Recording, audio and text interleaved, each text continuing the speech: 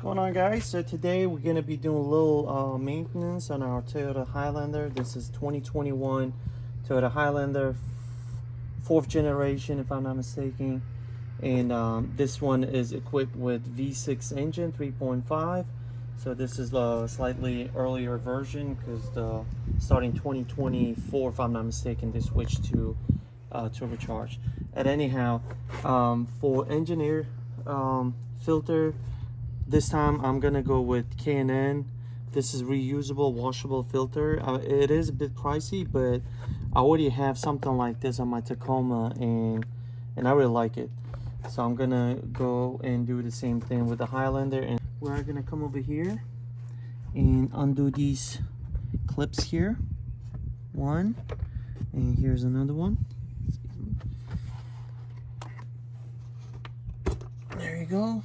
And don't mind the mess inside the engine. I just didn't clean it in a while actually. So we are gonna try to undo this as well, so that way it won't get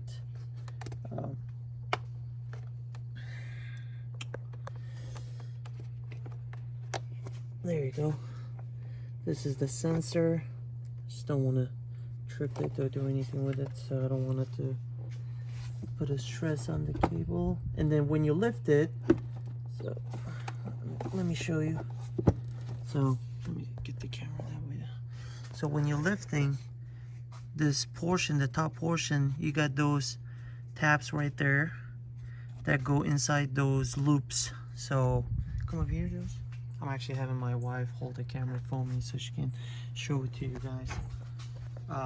Just watch what I'm doing, right? So we're gonna lift this side and then slightly pulling it out. There you go. And here is the filter.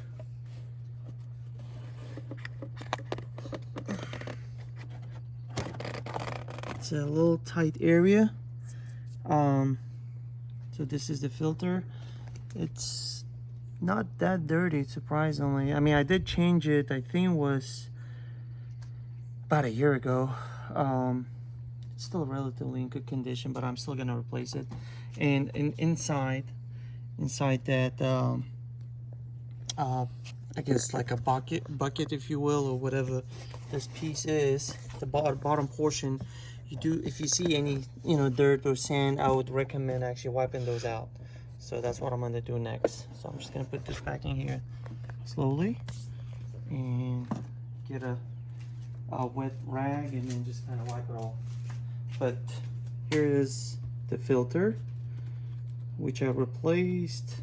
You still have some, you can't see, I mean, it's still caught some dirt and dust, debris in there. So yeah, it's not as bad as I thought it would be. So I got me a wet rag here. So now I'm just gonna wipe this off. All the existing, any dirt or debris, whatever might be in there that might have gotten trapped.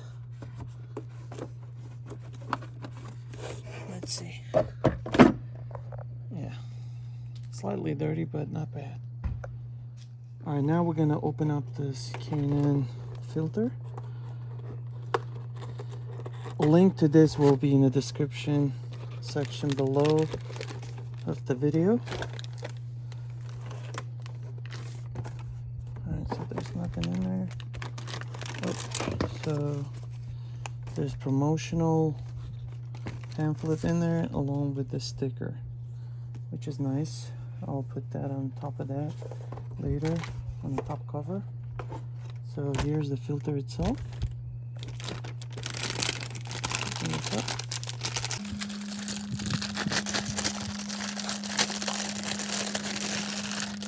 A little oily.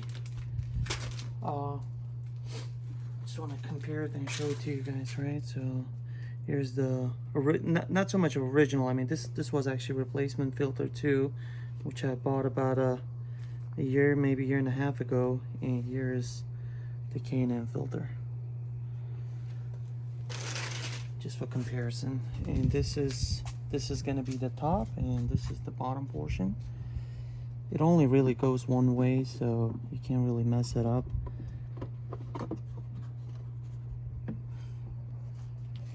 Alright.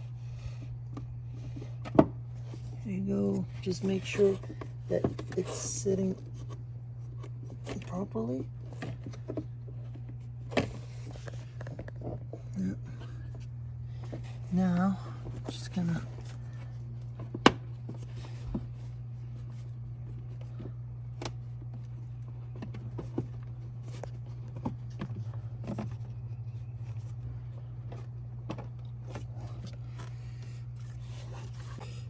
so when you put this top portion back, just make sure that those tabs are sitting fully inside those loops and the sides are not open. And then we're gonna put these clips back on both sides. There you go. And then attach the sensor back. There you go.